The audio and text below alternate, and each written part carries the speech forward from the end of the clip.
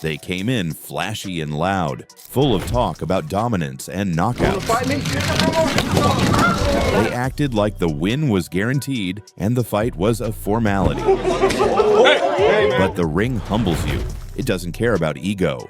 Once the bell goes, your talk is all irrelevant. The only thing that lands are the punches. Again with the jab. Join us as we look at all the fighters who chatted too big only to get smashed.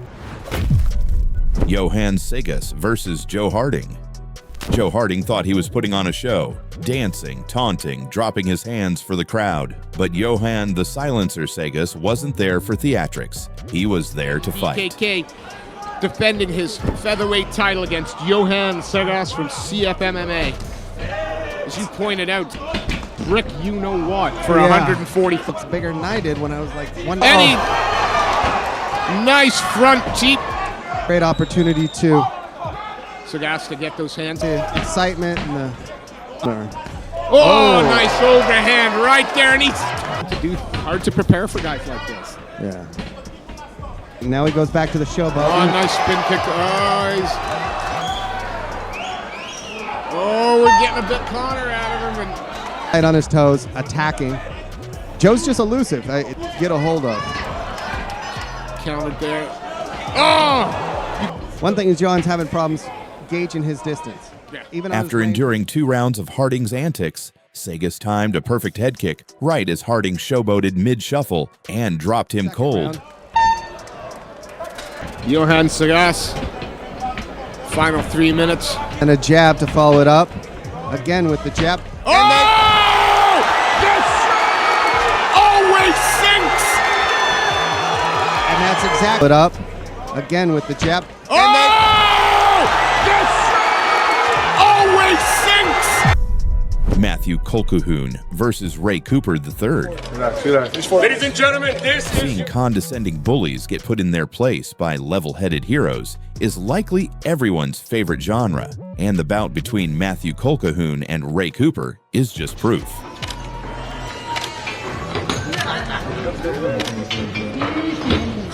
Good guy.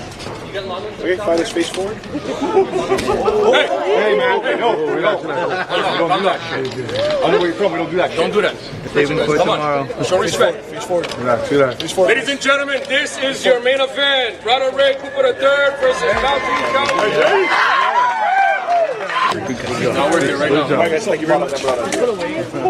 Before the satisfying knockout punch, the two faced off, fighting for the X1 World Events welterweight title in Hawaii, and Kolkahoon suffered his first professional MMA loss.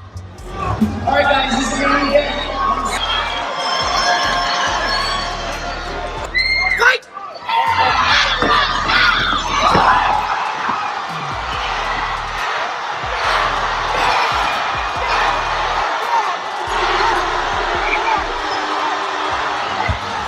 He said he's learned his lesson: never overlook experience and always respect the guy who can put your lights out.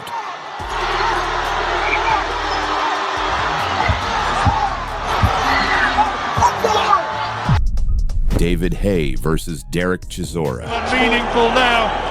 David Haye and Derek Chisora's bad blood boiled over way before the ring. It started with insults, escalated to a wild press conference brawl. I want to fight David. Where is he now? Where is he now? You said you want to fight me. I agreed with the man. Take him away, I say. I agreed with everything. Why do you not fight me now? You want to tell me my face? Alright, tell me my face then. Come in there and tell me my face.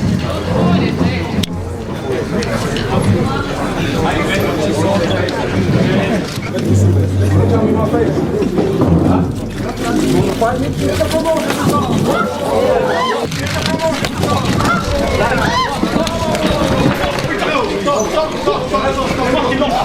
He got me! Come on, son. Okay, we know. I'm going to physically shoot David Haye. He fucking glassed me. He glassed me. If David don't fight me, Adam, I'm telling you, God honest truth, yeah. I'm going to physically, burn him. So you tell him I say that. But when it came time to settle it in the ring, Haye let his fists do the talking.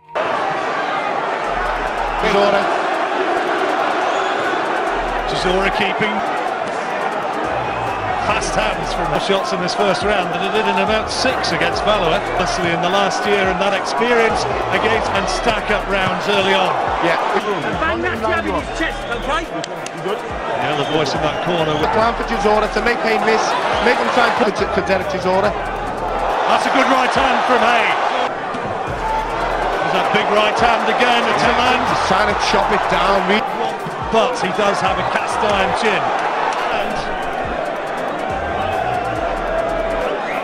that was the super slow motion replay, but it was delivered with real speed. Yeah. Lovely sharp right hand from Haye. Great. Despite Chisora's early pressure, Haye dropped him twice in the 5th round and walked away with a statement TKO win in front of 30,000 fans. Just not able. Right hand from Haye got through, but he... Oh, big left hand on the right! Tremendous from Haye! Left hook, right hand! Best chins in the business, but he couldn't stand up! And he's gone again! I don't think he's going to get up this time! He's waiting! He stopped the fight! It's all over! Ryan Jett versus Cub Hawkins. At the BYB 25 weigh-in, things got wild when Ryan Jett slapped Cub Hawkins mid-banana bite, literally. Hey, man. Bare knuckle. Chill. You good. No, I can't let that slide. I can't let that slide. Listen. Don't blow your chance. Yeah. Don't blow it. Now, once again, Say no for the right. no, do nothing. You're here because of me. So thank me. Get on your knees and thank me. Bitch, I gave you this chance. Yeah, we'll see. Shit to people that I don't want to fight. Like, if you ask me, how is this fight gonna go, I'm gonna say, I'm gonna clip him early. Jett later claimed he wasn't about to let Hawkins smash a banana in his face.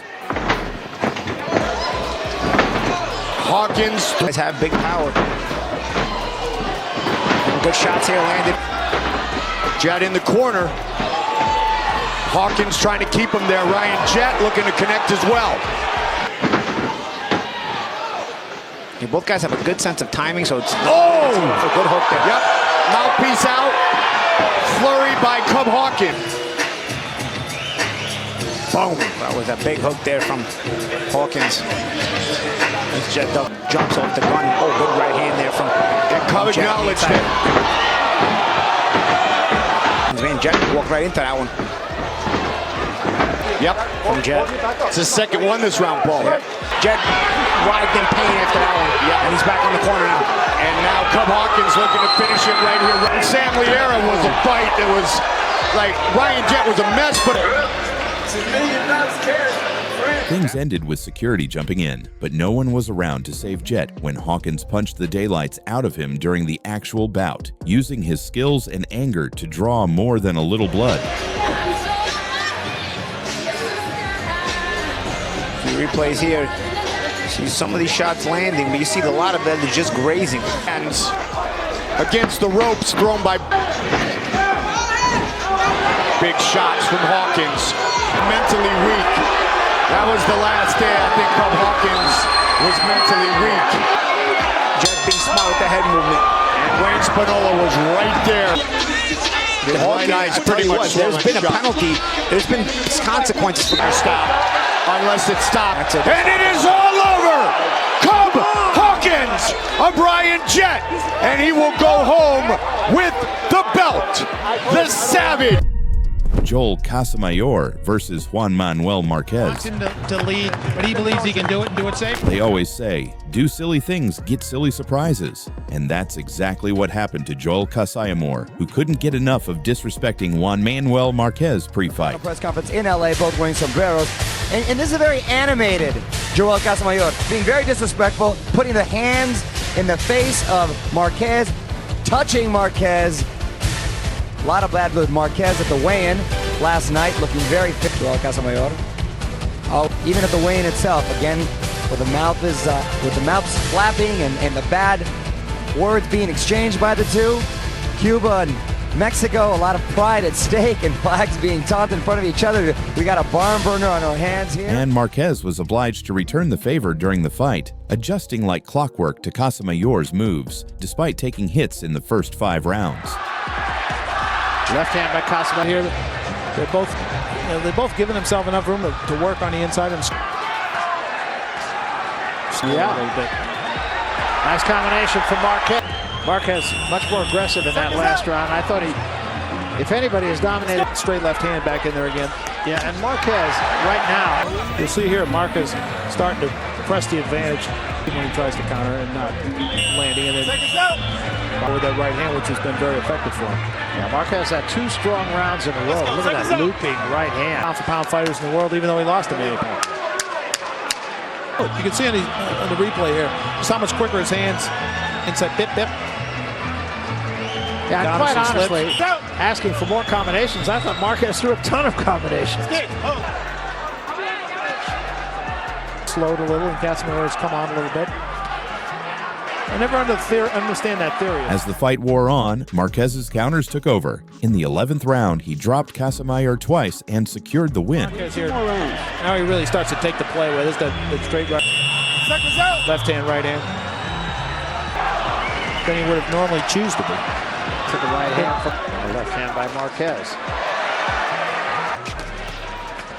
Well, took a good shot. A lot of times people see a brawl, they think that's a good fight. And he drops him with a big right hand. Big right hand. Tries to get him turned. It won't take a lot. Marquez trying to finish the deal here. Remember, Casamayor has never been knocked out. He's down again, and that's it. It's over. Juan Manuel Marquez. The performance he wanted to be dominant. He'd been down, but not out. Giovanni Estella versus Gerardo Carabalo. In the super world division. Gerardo Carabalo seemed like a good sport at first, posing with Giovanni Estella at the weigh-in, until he made throat-slitting motions at his opponent. Versus Estella, 8 rounds, super welterweights. Matchroom boxing.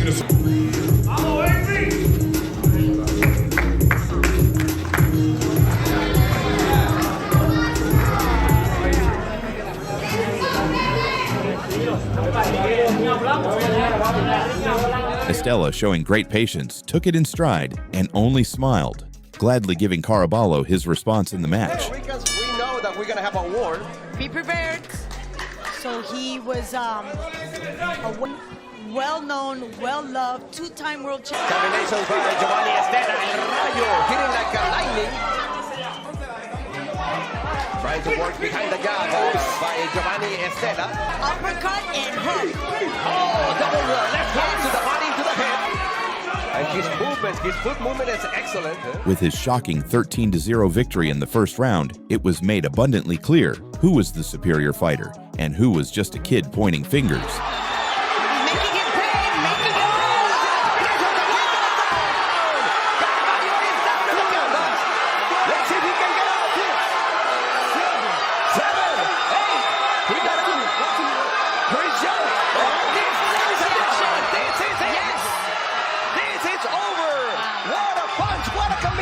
By Giovanni and Rayo Estella.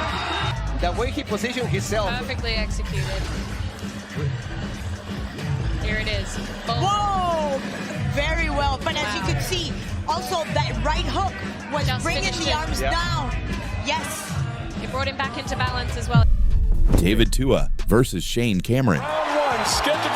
Skills often reflect in the way people talk, and this fact becomes obvious when we see David Tua and Shane Cameron's trash talk session pre-fight, where Tua maintains class and only offers witty comments. Cameron forgets where he is and displays arrogance. Like I said, I wasn't beaten up like you. Well, I've seen the Lennox Lewis fights, man. You took a hiding. I got a text about 2:30 this morning. If you want to fight, come to the mountains of Gisborne. And then there's signs, the mountain goat. I was up on that hill. It's about 1 o'clock this morning. I seen you struggling trying to get up to the goat, so you were nowhere to be seen, mate. You were huffing and puffing. Looked like you were going to have a heart attack, so... There's a little bullet here on the end of my keychain. We know the boy's got some big guns, but the idea is that he fires the bullets. Lee's talking about his bullets, but look at this. It's got lights on, little lights on it. I'll tell you what's going to happen. It's going to be lights out for David Tua. That's what's going to happen. Thankfully, Tua makes quick work of him within 20 seconds of the second round. He knocks Cameron out with a trio of powerful hooks and wins with ease. He's very methodical, just throwing good, precise punches. Tua's lost some 26 kilograms. Shane to hit him coming in. Shane touches him. He's one of the very best referees in the world. Oh, he caught him! And he got him again! Shane's ready to go! And he's down in round one! Shane's in a heap of trouble! He won't be able to recover from this! He's trying to get up too quick. David catches him! It's going to be a front drop knockout! Down he goes again! Oh, that's a disqualification. Eight count. He brings his hands up. There was no response by Cameron, but that's the first knockdown. The second knockdown, he hit him twice while he was on his knees. There, look. It's hit again with a right hook. Left hook. He's not going to last this round. David's all over. He's pummeling. The referee stops the fight. It's all over. A second round knockout victory is back. Cedric Dumbbe versus Jalil Willis. 5-minute rounds introducing the blue corner. Before the fight, Jalil Willis talked about a big game. He disrespected and trash-talked Cedric Dumbbe at the press conference and promised to knock him out, calling him delusional and overhyped. You better hope a motherfucking knockout happen, bro. 13 minutes on your back. And, you know, I just need one. Just one. People's favorite fighter. Who the is Anthony Petty? Who the is that guy? I have to knock him the out, you know? But hey, yeah, so Cedric, good luck, bro. Handle business. I'll see you soon. This guy want to take my name, you know, he's nobody. Nobody knows the him, you know? Bro, how the you gonna feel when you get beat by a dude who only got 4,000 followers?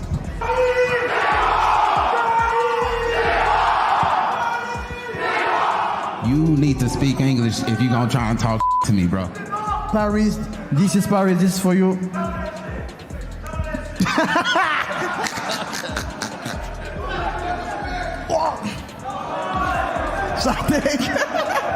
But when the cage door closed, Dumbbe let his fists do the talking. Big John McCarthy ready to join us remotely. Caught the kick through the punch. First engagement. Stop. Hangs heavy on his lead leg. Tries to drop. It's a very courageous way of fighting, but it's worked so well for him so far. He caught him with that cross. Nice sprawl. Good knee.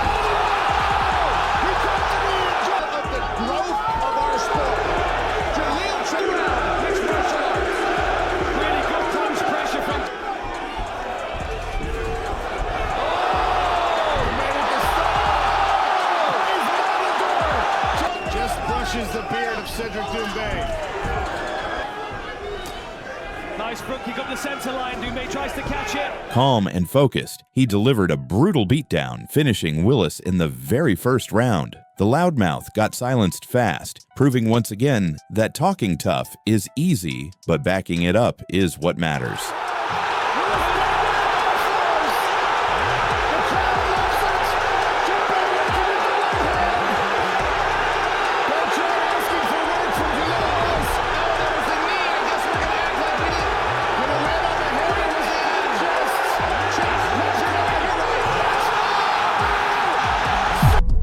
Thanks for watching. Don't forget to like and subscribe to the channel to see more fighters getting destroyed after making big claims.